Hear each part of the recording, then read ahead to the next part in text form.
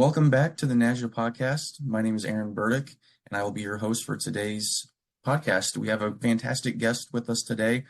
Kristen Trebil is going to be joining us, and we're going to be talking about all things National Center State Courts and her role that she plays there. Kristen, welcome, and thank you for joining us today.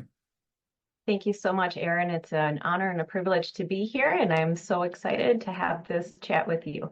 Yeah, thank you. We've had some fantastic guests lately here on the podcast, and we are going to have a great one for you here today as well.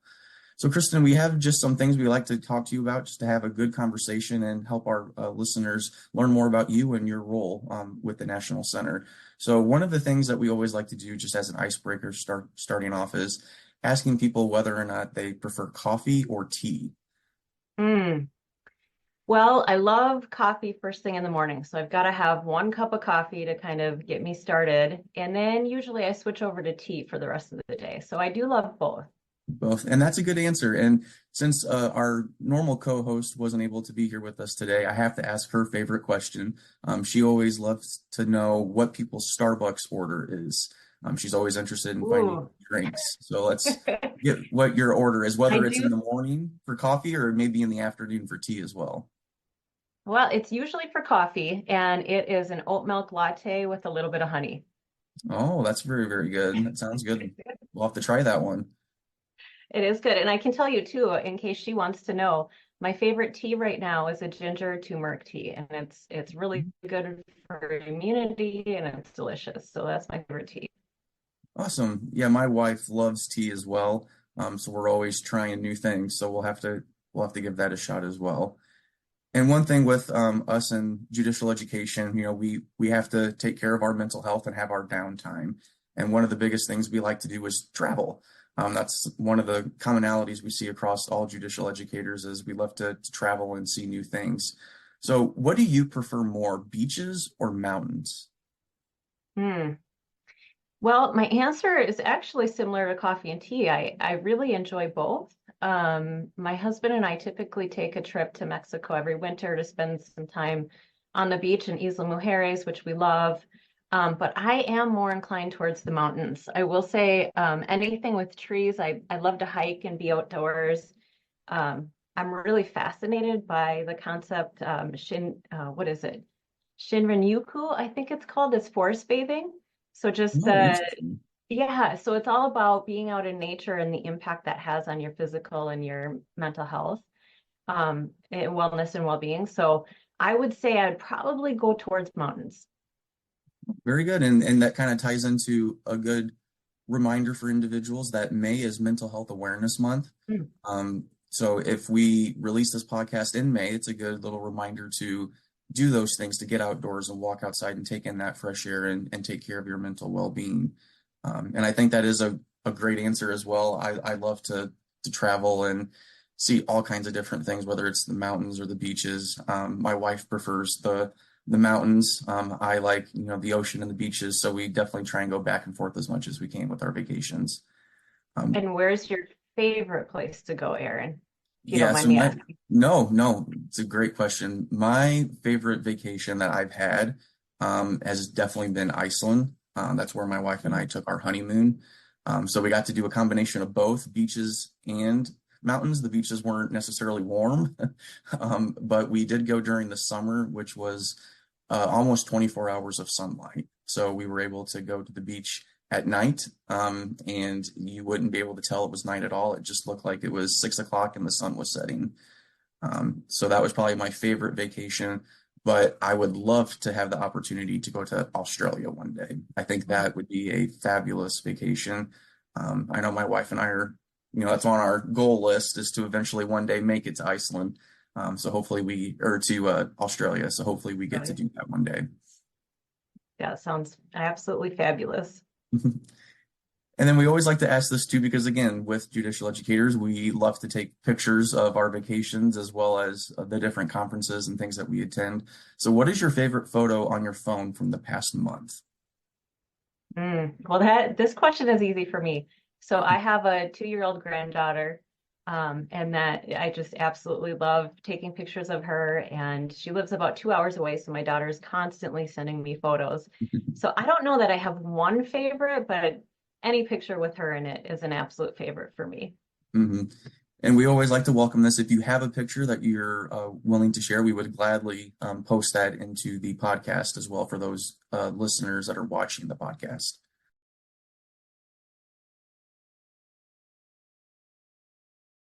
Okay. I would definitely say I have a 9-month-old son now, and I'm the Oh, same way. It's everything is pictures of him. So it's very, very yeah. good time of life to have the little ones around. Yeah, and they change and grow and develop so much at that age. That's fun. I will definitely send you a picture to add to the podcast. Well, thank you so much. We appreciate that. And how many years have you been in judicial education, Kristen? Well, that's actually kind of complicated because I have never worked as a judicial or had a title of a judicial educator. I have been an administrator in several different positions, and one of my last position before coming to the National Center, I was the court services director, and one of the teams within my division that I supervised was an education team that provided business education. And that included business education for judges and court staff. And so I was in that role for several years. And I also I was an administrator for the Minnesota Statewide Guardian Ad Litem Board, and so certainly supervised education for all of the staff and volunteers that we had within our division or within our program. So I would say I've been doing this work for probably 10 years, but not in the most traditional sense. One And thing I'll say, one yeah, thing go with ahead. judicial educators is we wear many hats. So sometimes that Yes. hat is a disguise. As I like Yeah. to say, your role may not always be directly tied to education, but it sounds like you definitely have a lot of experience that's very valuable to a lot of our new members to the organization. So that sounds like your career has definitely been well versed, and we definitely appreciate you being a part of NASJE and coming into today's podcast. So what is your Yeah. connection or interest with NASJE? So since I came to the National Center 2 years ago, I've started to do more work within the training and coaching and educational space. And to be completely transparent, I didn't know that NASJE existed until I came to the National Center. It wasn't something that was on my radar. Mhm. And I was thrilled to see that there was a national organization supporting our judicial educators.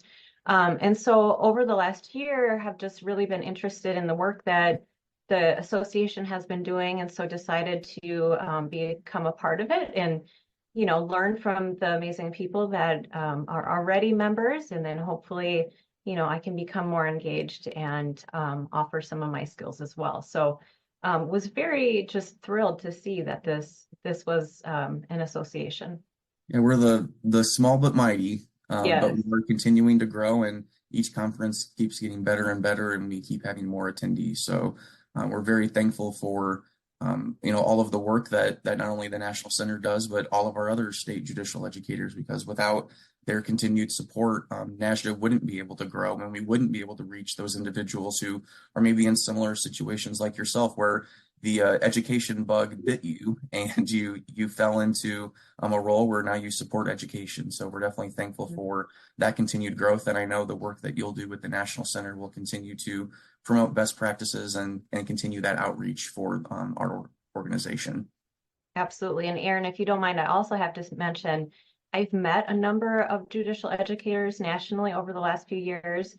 And of course, most of my work prior to the National Center was in Minnesota. So I have to give a shout out to Susan Love and her team, which are absolutely just phenomenal individuals.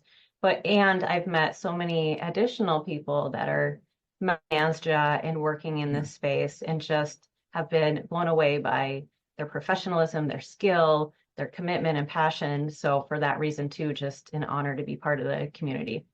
No, thank you so much. And we always appreciate the shout out. So if you ever see anyone doing fantastic work, we always welcome to hear that, because it might be something that another jurisdiction might be able to pick up as well. And I know that it's a really big benefit for any of our new listeners to pay attention to the podcast and make sure you always check in, because we're always able to encourage and grow those new members. And whether it's through our co-host's experiences, or if it's through our individuals like yourself, Kristen, that come on the podcast. We're always able to hear new things and hear new individuals' backgrounds, and that might help you grow as a new judicial educator. So we always welcome those little shout outs as well. So thank you so much. Why did you become a trainer and a leadership coach? What got you interested in starting that process? Ooh, that's a great question. So I mentioned that I've been in a number of administrator positions. I was also a court administrator in addition to the other two positions I mentioned. And I always took it, or I tried to at least take advantage of different training opportunities that were offered in our state, but also through the executive branch and nationally. And every time I took one of those trainings, I came away from it just feeling really empowered and excited and energized by the work that I did during that training session. And so I've always just been kind of drawn towards that training space and how it can empower people. And also having been an administrator, really got interested and excited around mentoring and coaching and providing opportunities for growth and development for staff. I love to do that type of work and always have. I mean, prior to coming to the National Center, in my different roles in Minnesota, always tried to provide that space for staff. And so I've just been drawn to doing this work and came to the National Center 2 years ago and had the opportunity to create an executive coaching program, and have just been so just feel like I'm leaning into who I'm supposed to be in this work. So thrilled that I've had the opportunity to do this. No, that sounds fantastic. And the executive coaching is such a key piece that a lot of our executives need. We sometimes get into these positions and, we have the experience, but one thing that we always like to promote here in the state of Illinois is that as educators, we are always learning. We're never going to never stop. We're always going to keep learning. And I think it's something that when we look at coaching, we can mentor each other. We can grow not only as your individual state education um, organization, but we could also grow nationally. We can learn from each other. And so having individuals like yourself develop these executive coaching programs is not only going to help your state organization, but it's also going to help us grow nationally in best practices towards that education of judicial educators and of course the Yeah. staff as well. So this is fantastic that you are able to offer that, which kind of ties in to my next question. What are some of the benefits that the attendees of the executive class can grow or learn from, and maybe how could that add to judicial educators as well? Yeah. So I want to back up to your last comment and then I'll answer your question. And the other thing that I wanted to mention is just as you grow and develop as a leader and kind of move up in an organization, your community sometimes decreases, Mhm. meaning that you don't have as many peers to kind of support you in the work that you're doing. And so it was really important to me, due to experiences that I had had as a leader as well, that we provide this space and opportunity for our senior leaders Mhm. within the judiciary nationally, so that they had someone where they could partner with them in a safe space and talk about the challenges that they were experiencing. And that actually kind of feeds into your next question. And so, the idea around executive coaching is really to provide that safe space, Mhm. to partner with the coach and the coachee partner with each other to work on their skills and support and develop them, to be the best that they can be in their work, and also to help them um, to problem solve and try and pull out their own innate solutions to things. It's not about the coach telling them what to do, but really kind of helping them to learn how to how to handle those challenges and how to lean into opportunities. And I think the last part of your question, how this connects to judicial educators, we also have a judicial coaching and mentoring training program where we can go out into states and help to train staff to be mentors and coaches for each other. Typically, it's supervisors and managers, but also we provide the training for judges as well. So helping them to learn the skills to support each other. So we have a couple different offerings. We've got the individual coaching, which I mentioned, and then our training programs, as well as group and team coaching. And with the group and team coaching, it really is about helping a leadership team think through how do they want to be together as leaders and how to move forward with different challenges that they're having. So I think all of that aligns really nicely with the judicial educators in the community. No, that's fantastic, and what a blessing it is for the listeners here today to get this information, because I do think it directly relates to our role. And one of the biggest things that we do as educators is we help coach individuals to, whether it's to follow best practices or if it's coaching them through how to develop a effective curriculum that can help you meet your goals for your target audience. So I do think this is a fantastic opportunity, and I hope that our listeners take advantage of getting to know you on a little bit more of a personal level, and hopefully reach out to where they can start this process to build their own localized coaching program and have you come in and assist them throughout that process. And one of the biggest things is, of course, this isn't the only executive coaching program out there in the world. So what do you feel like sets the National Center for State Courts coaching program apart from some of the others? Thank you, Aaron. That's a great question. And I think what sets us apart is that we know and understand courts. So all of our coaches have had experience as, senior leaders, supervisors and managers, or work with HR and finance. And so they understand and know the challenges that courts are experiencing. And so I think knowing, the terminology as well as just the culture of the Mhm. court system as a whole and the organizational structure, all of those things help us to be able to really kind of dive in right away with partnering with the people that we work with. We also have 2 retired judges that serve as coaches for us as well. And we do coaching for any level of leadership. So we do executive and leadership coaching. And so we've worked with a lot of judges, and we wanted to provide that opportunity for judges to work with judges if they want. I will say that a lot of judges have worked with other coaches that are not retired judicial officers as well, but we provide them the opportunity to make that decision on their own. And I have to say, I'm really proud of our coaching staff, our team. We all of the team members have been working on education and becoming credentialed in coaching, which a lot of programs don't offer credentialed coaches. Most have people who have experience in leadership, but not always have gone through a full credentialing process to become certified and credentialed in coaching. And that was really important to us as well, to make sure. I mean, of course, I'm speaking to educators here, so they all understand the importance of completing as much education as possible. So I think that sets us apart. The last thing I'll say is our passion and commitment. I mean, we are so excited to be doing this work and so honored to be doing it. And I think that shows in the work that we're just really passionate about helping our court leaders to be the best that they can be and support them in that way. So, I'm a little biased because I think our team is just fantastic, but No, I think I mean, it sounds great. What better coaching, mentory opportunity is there when you can directly have a conversation with someone who's been in your shoes?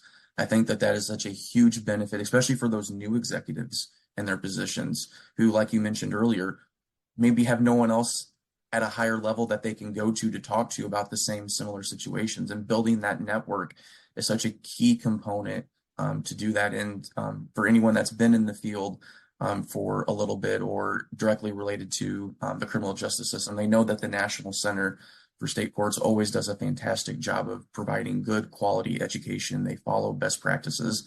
They do everything they can to promote not only the learners, but they do everything to support those faculty members as well. Like you mentioned, getting those extra credentials really goes a long way in setting your organization apart with the executive coaching program. So we're really excited to have you on the podcast and learn more about that opportunity. And again, if the listeners want to learn more information, please visit the National Center for State Courts website. Kristen's information will be on there, and we'd be happy to include that information as well for anyone who has any questions. So with that, again, we have learned a lot of great things about you and what the National Center does, but right now, at least for me, I'm in the process of reviewing my own personal goals for the 2024-2025 year. And so I always like to ask some of our guests, what are your goals for this next year? What do you want to accomplish? Okay. All right, so my goals for the next year, my professional goal actually seems pretty simple, but it's challenging for me. And that's professionally and actually this would be professionally and personally, but to show up in every interaction I have with people and be fully present. And I've really learned through coaching, like I so enjoy the coaching that I do because when I am coaching, I'm 100% zoned into that person and fully present. And I Mhm. want to bring that into every aspect of my life. I think everybody listening to this call probably has experience where you're on a Zoom call and you're getting text messages and Teams Mhm. messages and all of the things that suck you away from what you're trying to focus on and be present in. And so my goal over this next year is just really to try to be fully present with everyone that I'm talking to, so that I'm exhibiting that kindness to them, and that I'm truly actively listening to them.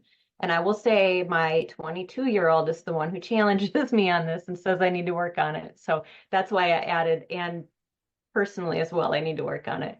Um, the second thing I'll add, and this is a little scary for me, but I'll put this out there to everybody. I just signed up for a half marathon. So Oh, I've kind of gotten away from running, but I signed up and I'm planning on doing that in October. So we'll good see. luck. That sounds exciting though. I mean, it's always good to take care of yourself physically, of course. And I think challenging yourself to do that is fantastic. Have you ever done a half marathon before? I have a handful of times, but my last one was about 2 years ago. Ah, well, you Yeah. can do it. If you So did it once, we know you can do it again. So all of the listeners here today will be supporting you virtually as you run across the finish line. thank you. And Um, Aaron, can I mhm. ask the same of you? Would you be Yeah. willing to share a goal or two? I'd love to hear more about yours. Yeah, so it's actually funny that you said that to be more present because I do think that that is such a good goal, not only professionally, but personally as well, is to really make sure that whatever you do, you give 110% every time that whenever you're having those conversations, whether it's a virtual meeting or an in-person meeting, that they have your undivided attention, that your sole purpose is to be engaged throughout that. I know there's times, when you're with your family and maybe your mind's thinking of something else, and it's important to kind of bring that back in and try and treasure those moments. Again, I'm in a unique situation where I have a 9-month-old, so I'm trying my best to remind myself of those every day, is that there's only so much time he's going to remain this small, and he's just going to get bigger and more independent and continue to grow. So I'm trying to capture those moments as much as I can and build off of that. Professionally, I think one of my goals that I'm trying to do this next year is just to continue to grow my own experiences in craft and just trying to build myself into a situation where I can get out there and do more things. I started off my career with a lot of pretrial education for pretrial officers, and I've kind of grown and build that up to where now I'm assisting with a lot of the other 7 standing committees that we have here at the Illinois Judicial College. And I just want to continue to grow and do new things. I'm in the process of working with our new judge orientation group to support our faculty to create a very engaging pretrial course for new judges. And so I'm in the process of working and developing that with faculty. So I just want to continue to grow and have those new experiences and find opportunities where maybe I can be in more of a leadership opportunity, or learning what that would look like to grow, whether that's through credentials, like what you mentioned earlier, or if it's through just maybe offering my services to challenge myself in a new way. I think those are the biggest opportunities that I'm looking for in the next year, is just what could I do to kind of continue to grow. I think sometimes in our careers we get comfortable and stagnant and we just kind of coast our way across. I really want to try and continue to grow and challenge myself and learn new things. So I think that's probably my biggest focus for the next year. That sounds absolutely fantastic. And the fact that you have spent the time to really think through that goal and map it out tells me that you're going to be incredibly successful. Well, So thank you, I Kristen. wish And you the best of luck. And I'm certain the community here is also supporting you as well. well, thank you so much. And it's funny because that was one, um, not to go too much into me, but before I was in primary education, I was a probation officer and eventually worked my way up to become a director of court services and probation and pretrial operations here in Illinois. And early on in my career, one of the biggest things that my boss and who became my mentor and coach as I continued to go throughout my career was to create not only personal goals for yourself, but professional goals. Identify what that, of course, 1 year goal is, but what are you trying to look at 3 years from now, 5 years from now, and trying to keep striving to do those things. I think that's one of the biggest piece of advices that I had early on in my career. And it was because of coaching. It was because of that mentorship opportunity. So I think that that's Yeah. fantastic that you're doing that for the executive level as well as our supervisors, and you're doing that for educators as well. So I think that that's a fantastic group, which kind of ties into my next question is, what is the best advice that you have received? Mm. Another great question. Thank you for that. I'm going to use advice that I received when I was a brand new supervisor. So I was probably, it was probably mid-20s back then. So it was a good 20 some years ago. But I had a mentor who was a manager, had been a manager in child protection. I was working in the child protection arena at that time and had been a manager for several years. And I can't remember what I brought to him, was just kind of struggling with a kind of typical supervisory situation. And his comment and advice to me was, do you want to be liked or do you want to be respected? Mhm. And I remember thinking, well, I want to be both. Why can't I be both?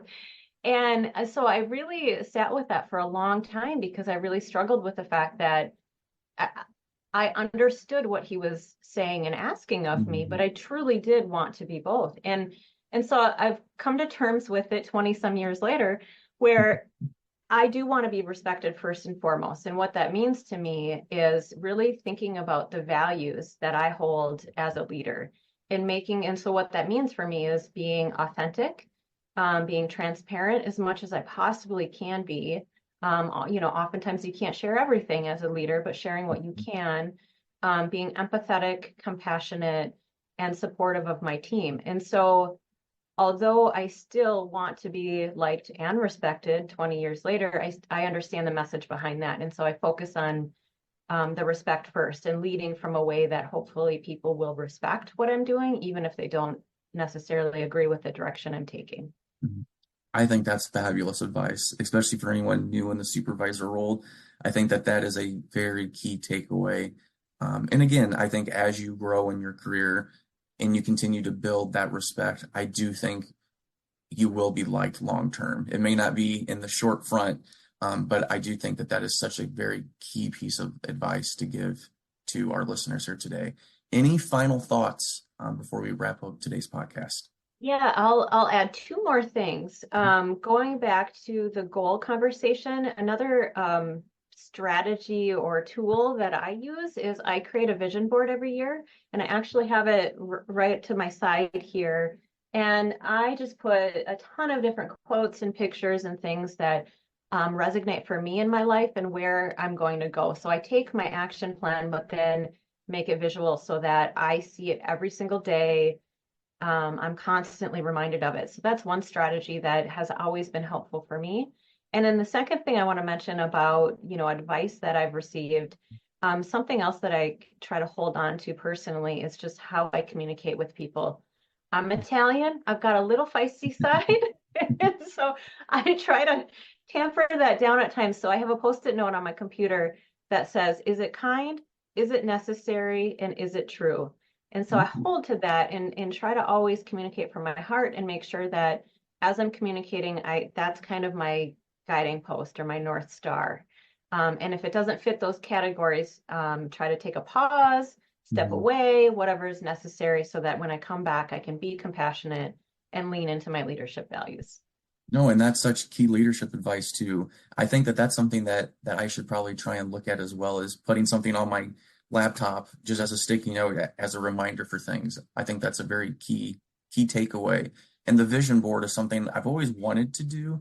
I just have never done it. I've always just kept my goals in a Word document and I go back and update it, as the year goes on. So I think having a little vision board would be a very good idea. So thank you so much, Kristen, for all of your work and all that you do. I know that all of our listeners appreciate what coaching means as education tools to continue to grow our participants and target audience members. So for all that you do with the National Center for State Courts and all of your experience leading up to this point, we thank you and thank our listeners for listening today. I hope everyone has a wonderful rest of their day. Thank you so much, Aaron.